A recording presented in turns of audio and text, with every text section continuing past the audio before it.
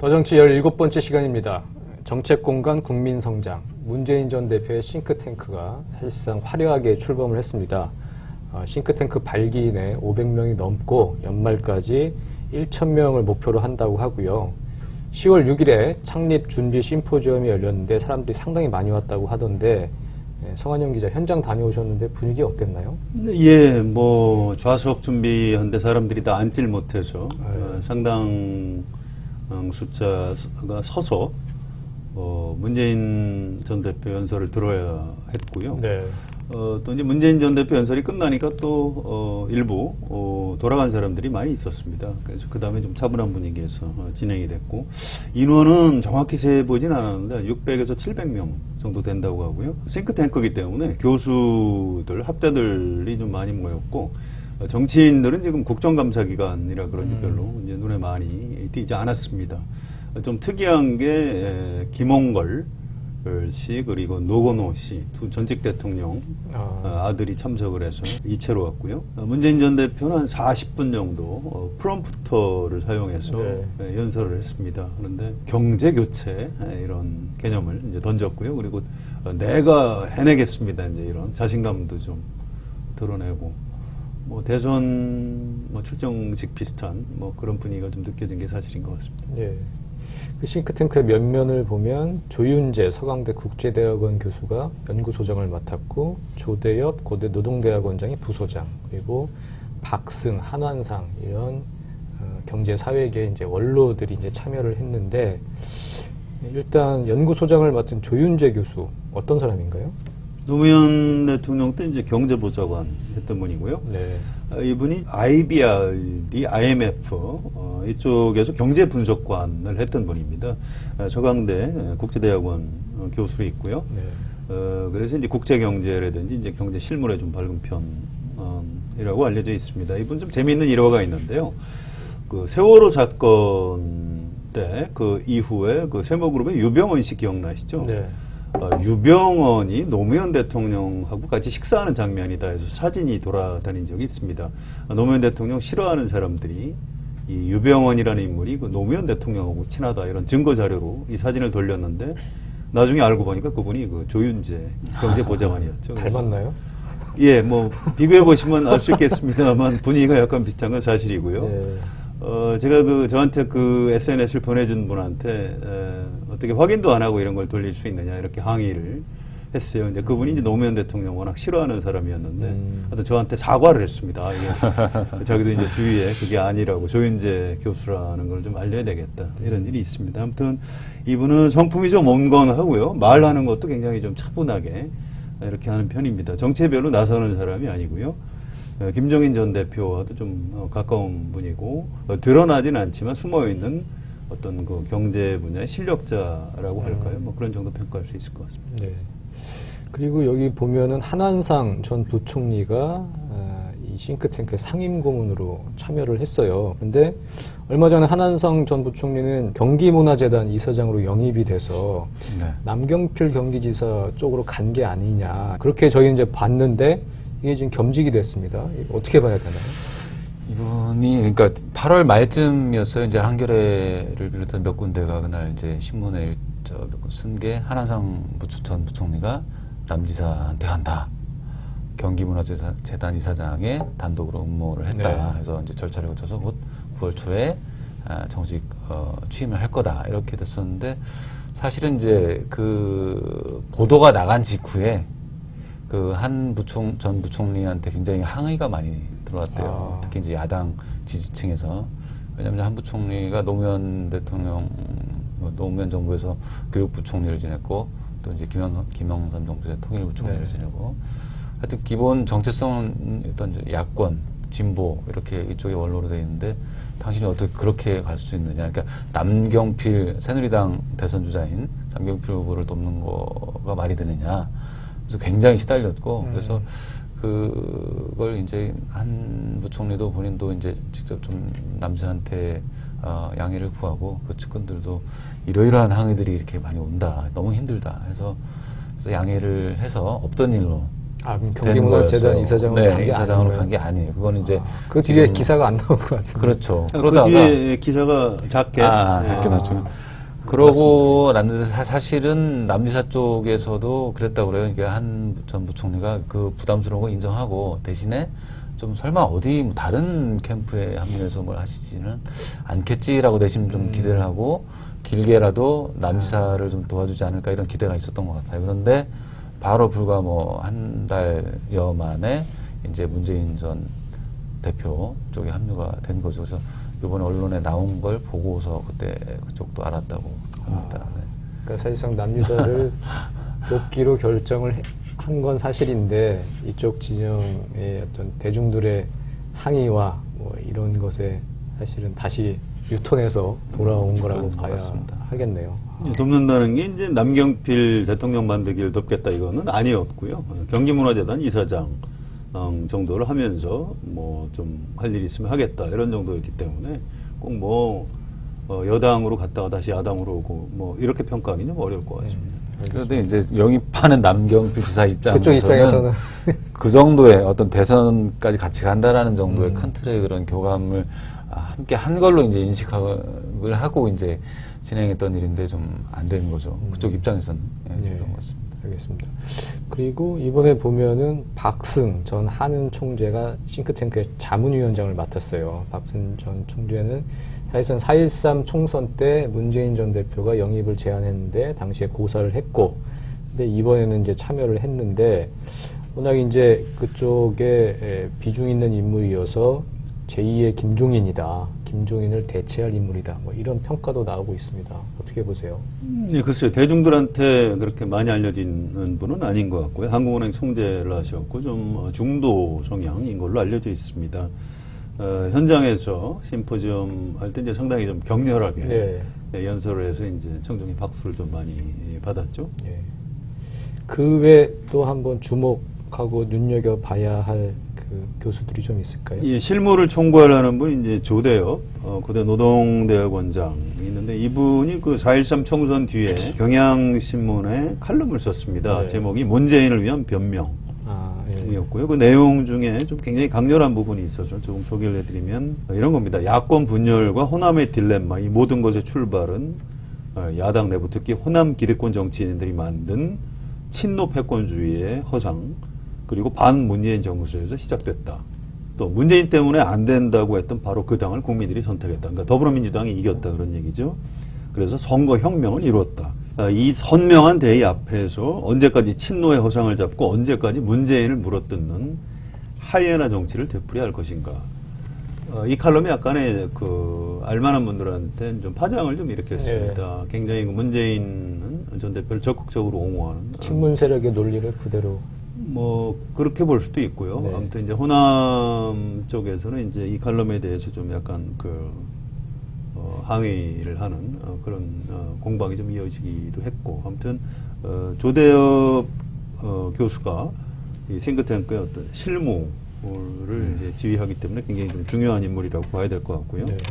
그다음에 이제 분야별로 분과위원장 중에 외교안보를 맡은 서훈 이화여대 교수라고 발표된 분이 있는데 이분은 국정원 3차장 출신이고요. 김대중 노무현 정부의 그 햇볕 정책, 남북 정상회담을 마쿠에서 조율한 상당히 능력이 있는 사람으로 알려져 있습니다. 추진단장 중에 이제 국민성장 추진단장 김현철 서울대 국제대학원 교수 이런 분이 있는데 이분은 일본 전문가입니다.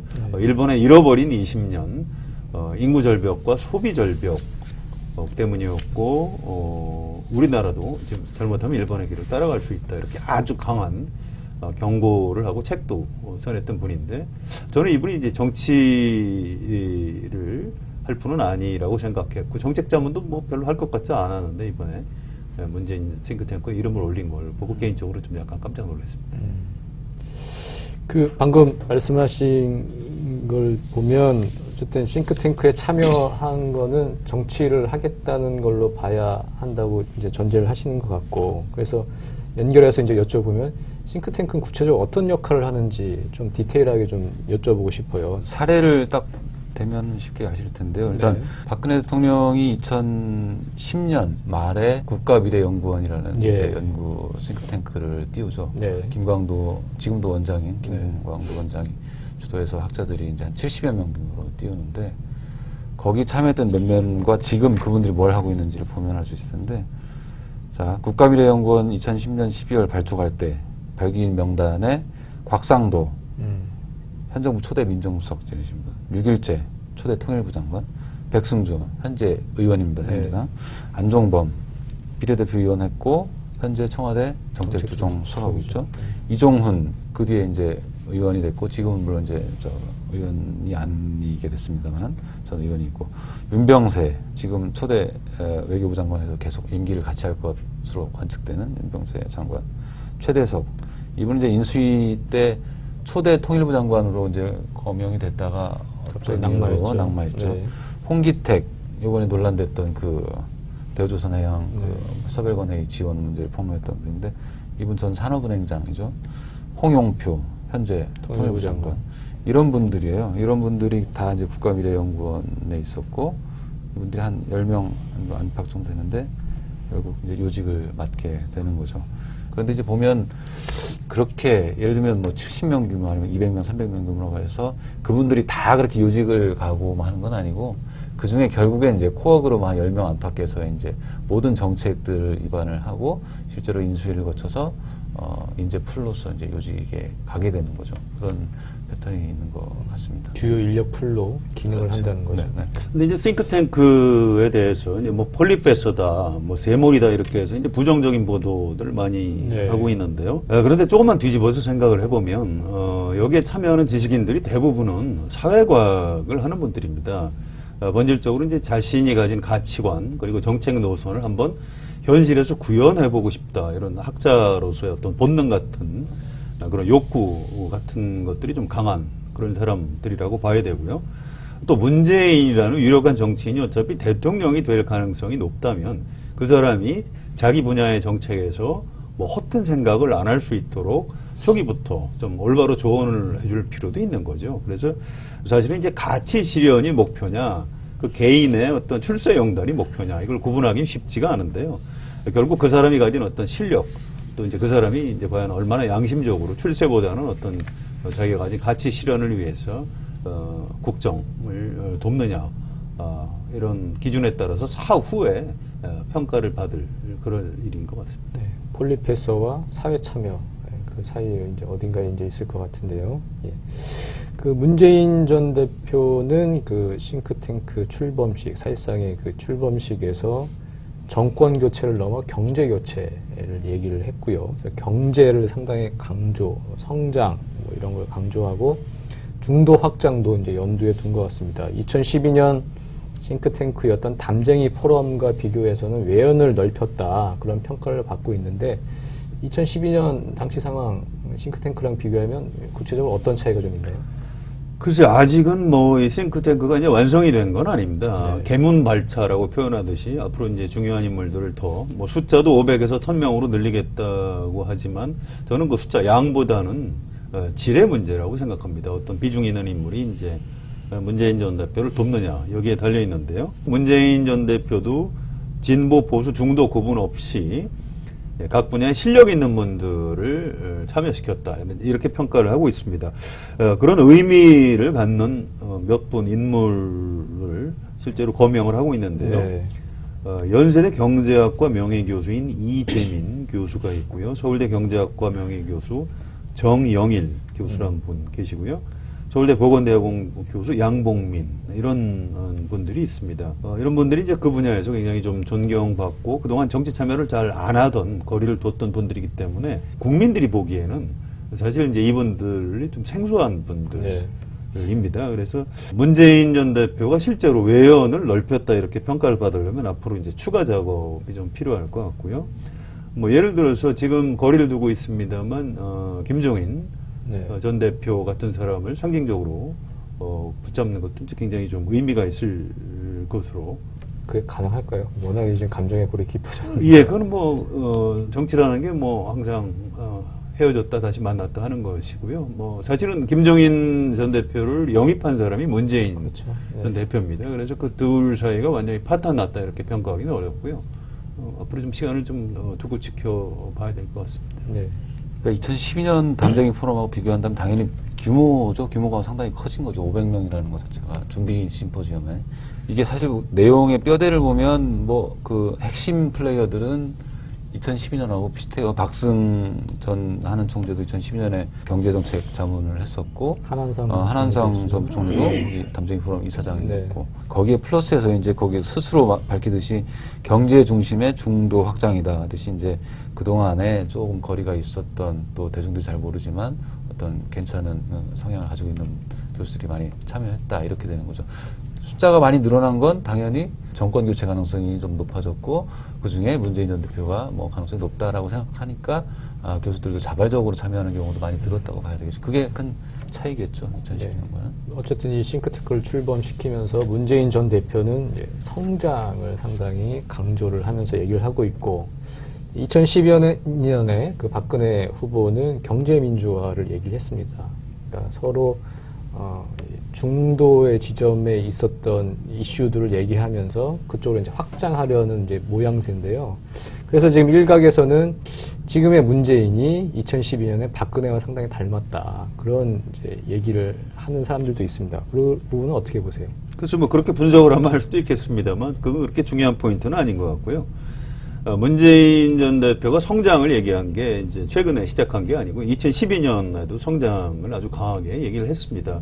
왜 성장이라는 화두를 이른바 보수에서만 독점하려고 하느냐 해서 제대로 성장을 하려면 이제 분배하고 병행을 해야 된다. 이게 문재인 전 대표의 어떤 확실한 소신입니다. 또 이제 마찬가지로 안보에 대해서도 왜 안보를 새누리당 또 보수 쪽에서 독점하려고 하느냐 하면서 이제 본인은 이제 공수부대 출신이죠. 그래서 그 당시 공수특전단 예비역들이 그 당시 민주통합당 당사에 와서 문재인 지지 선언을 하는 굉장히 강렬한 장면이 있었습니다. 그래서 이 부분은 뭐 박근혜 대통령이 2012년 어떤 전략을 흉내낸다 이렇게 평가할 수는 없는 거고요. 문재인 전 대표 본인의 어떤 소신 역시 성장이 중요하다. 제대로 된 성장을 해야 된다. 뭐 국민 성장을 해야 된다. 이제 이런 소신이고요. 이걸 박근혜 흉내내기로 보기는 좀 어렵다고 봅니다. 네, 2012년이랑 비교를 하면 어쨌든 당시에는 그래도 좀 진보색을 또 확연히 드러내려고 했지만 이번에는 중도 쪽으로 조금 더 확장을 해서 플러스 알파 50% 이상의 지지율을 얻기 위한 그런 중도 확장론의 개념도 같이 들어가 있는 거 아닌가요? 아닙니다. 2012년에도 이제 그 전통적인 지지층도 확보를 하고 확장을 위해서 굉장히 많은 노력을 했고요.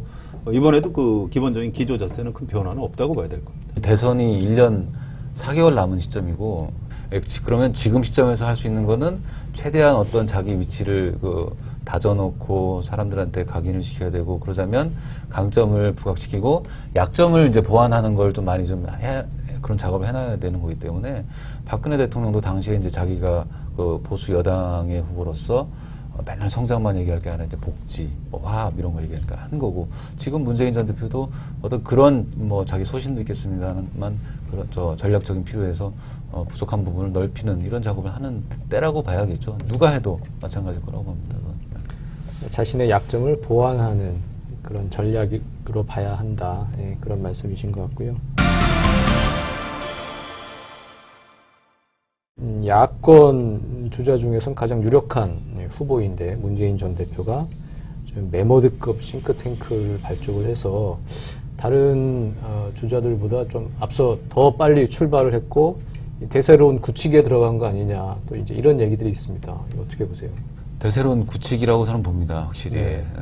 그리고 사실은 싱크탱크, 그러니까 어떤 외곽 조직을 발표하는 게 아니라 싱크탱크를 띄우는데 벌써 500명으로 시작해서 한다. 그리고 앞으로 1000명까지 늘려나간다 하고 굉장히 의도했든 안 했든 상당히 대대적인 세리머니가 된 거 아니에요. 네. 그거 자체가 굉장히 주는 시그널은 나를 보고 찾아온 지식인들이 많다. 그게 이제 오피니언 리더들부터 어떤 흐름을 만들어가는 거기 때문에 싱크탱크라는 건 조용히 해서 필요한 정책을 어디서 발표할 때 되면 하면 되는 거거든요. 근데 지금 시점에서 더구나 이제 특히 이제 반기문 유엔 사무총장이 곧 2달간 뒤에 이제 돌아오는 시점을 앞두고 뭔가 좀 큰 대세를 붙여놓는 그런 행사가 아니었나 저는 생각합니다.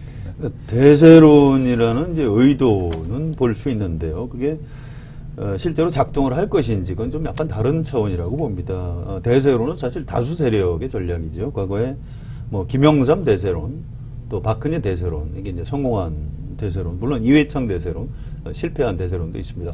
대세론이 이제 다 성공하는 건 아닌데요. 문재인 전 대표가 지금 대한민국의 어떤 다수 세력의 지지를 받고 있느냐 하면 그렇지는 않기 때문에 좀 걱정이 되고요. 또 싱크탱크 하나로 과연 대세론을 만들 수 있겠느냐. 결국 대세론은 이제 여론조사 지지율이 받쳐줘야 되는데 문재인 전 대표는 한국 사회 어떤 기득권 세력이 아주 강한 저항을 받고 있고요. 또 내부적으로 야권 내부적으로 보면 호남의 어떤 거부감, 네. 호남에서 이제 본선 가능성에 대한 회의도 있지만 또 중장년층의 어떤 정서적인 거부감 이런 게 이제 복합적으로 작용을 하고 있는데요. 이걸 이제 돌파를 해내야 여론조사 지지율이 상승하고 그때 비로소 대세론을 탈 수가 있는 겁니다. 아직은 대세론 형성 이전 단계라고 봐야 되고요. 아마 그 반기문 유엔 사무총장이 귀국하는 1월 한 중순 때쯤 돼서 이른바 반기문 대세론과 또 문재인 대세론이 그때까지 형성이 된다면 그 두 대세론이 이제 충돌을 하는 그런 장면이 벌어질 것 같습니다. 네. 어쨌든 문재인 전 대표가 100m 달리기로 치면 일단 100m 달리기는 좀 그렇고요. 한 1000m 달리기, 마라톤, 장거리 달리기, 중장거리 달리기라고 쳐도 어쨌든 출발을 좀 빨리 한 거고 다른 주자들보다는 야권에. 그래서 다른 주자들이 좀 초조해하고 있을 것 같은데 야권의 다른 주자들 상황 지금 어떻습니까? 4.13 총선하고 8.27 전당대회 이후에 이 야당의 대선 후보는 문재인으로 사실상 확정된 것 아니냐 이런 현실론에 대해서 다른 주자들도 인정을 하는 편입니다. 네. 그런데 이제 세상 일이라는 건 알 수가 없으니 문재인 전 대표 한 사람만 바라보고 갈 수는 없는 거 아니냐. 그러니까 우리도 좀 준비를 해야 되겠다. 또 이대로 가면 문재인 안철수가 분열해서 반기문 대통령이 탄생할 수도 있으니 뭔가 제3에 대한 제3지대 정계 개편론 포함해서요. 이런 것들을 좀 모색해야 되겠다. 이런 것들이 이제 다른 분들의 입장인 것 같고요. 박원순 시장도 이제 뭔가 문재인 대세론을 부인하는 그런 상황은 아닙니다. 문재인 전 대표가 이제 유력하다라는 것을 인정하는 그 기반 위에서 본인도 한번 대선 주자가 되기 위한 그 노력을 지금 경제하고 있다 봐야 될 것 같고요. 안희정 충남지사는 이제 연말 연초에 어떤 지지율을 좀 보고 판단하겠다 이런 유보적인 입장인 것 같습니다. 김부겸 의원 같은 경우도 정권 교체가 그렇게 잘 되겠냐. 나도 준비를 좀 했다가 필요하면 역할을 해보겠다. 이제 이런 입장이고요. 손학규 전 대표는 뭔가 정계 개편을 통한 활로를 모색하려고 하고 있죠. 문재인 전 대표가 있는 현 더불어민주당에는 들어가지 않겠다. 이런 입장이 아주 강한 것 같습니다. 또 국민의당 전 대표죠. 안철수 의원은 양극단 세력과 손잡지 않겠다. 이 아주 상징적인 말로 알 수 있듯이 문재인하고 손잡지 않겠다. 이런 얘기를 하고 있는데요. 그런데 이제 안철수 전 대표는 호남에서 지지율이 좀 떨어지고 있습니다. 네. 그래서 좀 앞으로 전망이 불투명한데요. 또 국민의당 호남 출신 국회의원들하고 사이가 꼭 원만한 것도 아닙니다. 호남 민심하고 안철수 전 대표하고 언제까지나 같이 갈 것 같지도 않고요. 이런 부분을 좀 봐가면서 아마 자기 정치적인 진로를 결정할 것 같습니다. 네. 또 김종인 전 비대위원장도 사실 그 잠재적인 대권 주자라고도 지금 이제 얘기가 나올 정도로 활발하게 활동을 하고 있는데 계속 끊임없이 문재인 전 대표를 비판을 하죠. 네, 견제를 하고요. 그거 자체가 이제 문재인 전 대표가 많이 이제 앞서 나간다라는 걸 의식한 얘기라고 봐야죠. 예를 들면 국민성장 그 싱크탱크를 띄웠을 때 이게 경제민주화하고 안 맞는 개념이다라고 또 나서서 또 비판을 또 하고 그렇게 항상 끊임없이 견제를 하고 있죠. 지금 어쨌든 야권의 야권 주자가 누가 될 것이냐 그것만 놓고 보면 문재인 대세론이 이제 맞는 것 같고요. 그거를 가지고 그 여세를 몰아서 최종 승자가 될 수 있느냐 그 문제일 텐데 예전에 이제 이회창 대세론이 있었고 박근혜 대세론이 있었습니다. 어느 쪽으로 가서 갈지 궁금하고. 이번 이제 두 번째 도전인데 문재인 전 대표의 재수 성공할 수 있을까요? 글쎄요. 문재인 전 대표의 가장 큰 적이 누굴까? 이걸 정리를 해봤는데요. 아마 그 지금 대한민국 사회에서 좀 보수 성향의 어떤 기득권 세력, 이게 문재인의 가장 큰 적인 것 같습니다. 국정감사장에서 그 공안검사 출신이죠. 고영주, 네. 박문진 이사장이 문재인 전 대표를 공산주의자. 공산주의자라고 했다가 재판에서 졌는데 그 판사가 문제가 있다. 이제 이렇게 얘기할 정도로 아주 편향적인 시각을 가지고 있는데요. 한국 사회의 어떤 그 재벌 그룹의 어떤 오너를 포함한 장층부, 또 검찰과 권력기관의 어떤 장층부, 또 행정부 엘리트 관료들의 또 장층부, 또 언론사 친보수 친여 성향 언론사의 장층부, 이쪽에서는 이 문재인은 절대 불가다, 문재인 절대 불가론 같은 것들이 있습니다. 노무현 전 대통령이 죽음에 이르렀는데 아마 본인들이 약간 자기들이 가해자라는 생각도 하는 것 같아요. 네. 그래서 문재인 대통령이 탄생하면 반드시 노무현의 복수를 할 것이다. 정치 보복이 있을 거예요. 피해 망상증 비슷한 걸 좀 가지고 있는 것 같고요. 뭐 실제로 문재인 전 대표가 이제 그럴 사람이 아닌데도 그런 틀에 가둬놓고 지금 이제 반노, 반문, 어떤 이론과 정서를 끊임없이 지금 확산시키고 있습니다. 이걸 넘어서기가 참 간단치 않기 때문에 2012년과 같은 선거 전략, 어게인 2012로는 문재인 전 대표가 이제 성공하기 쉽지가 않을 겁니다. 그래서 김대중 노무현 에 머물러서는 안 되고요. 왜 문재인인지 그걸 국민들한테 설명을 해야 됩니다. 그래서 그냥 어떤 대세론을 형성하려고 이렇게 안주하는 것보다는 지금 분노의 민심, 또 어떤 변화 욕구, 이런 물결을 적극적으로 올라타서 본인의 어떤 정치적인 역량을 좀 보여줄 필요도 있는 것 아닌가. 문재인의 앞길은 그렇게 쉽지는 않을 것이다. 뭐 저는 이렇게 전망하고 있습니다. 야권 내에서 대세론인 거 맞고 현재. 그런데 이제 만약에 대세론이 위험한 거는 거기에 취해서 이제 내년 저 대선 날짜만 오면 내가 된다. 이게 돼야 하는데 사실 문재인 전 대표한테는 그런 조건은 아닌 거죠. 사실은 네. 반기문 유엔 사무총장의 그 높은 지지율의 벽을 항상 뛰어넘어야 되는 부담이 있고, 반기문 유엔 사무총장이 만약에 여권의 후보가 안 되더라도 그 다음에 어떤 새로운 변수가 나올 수도 있거든요. 그러니까 네. 예를 들면 화끈하게 유승민, 남경필 이런 쪽으로 세대 교체 네. 흐름이 간달지, 그것도 문재인 전 대표로서는 굉장히 도전인 거죠. 또 양쪽에서 모두 다 그 제3지대론을 내놓아서 또 개헌론과 함께 끊임없이 문재인 전 대표를 흔드는 그런 그 움직임들이 있기 때문에 일단은 대세론에 취할 것 같은 외부적인 환경은 아닌데, 본인이 그런 그 상황 관리들을 어떻게 잘 해나가느냐, 또 화합의 문제, 또 새로운 성과의 문제, 이런 것들을 이제 보여줘야 되기 때문에 그런 걸 스스로 해나가는 게 그냥 가장 중요하겠죠. 네. 저희 페이스북 친구 어떤 분이 그런 글을 써놓으셨습니다. 그 페이스북에서 요즘 좋아요보다는 화나요 이런 걸 많이 누르게 된다. 그래서 이명박, 박근혜 정권을 거치면서 허탈함을 넘어 지금 이제 분노의 상황에 이르게 된 게 아닌가, 그런 생각이 드는데, 이런 국민들의 그 분노를 긍정의 에너지로 승화시킬 수 있는 야권의 대선 주자는 과연 누가 될지 참 궁금합니다. 더정치 17번째 시간, 오늘은 여기까지입니다. 감사합니다.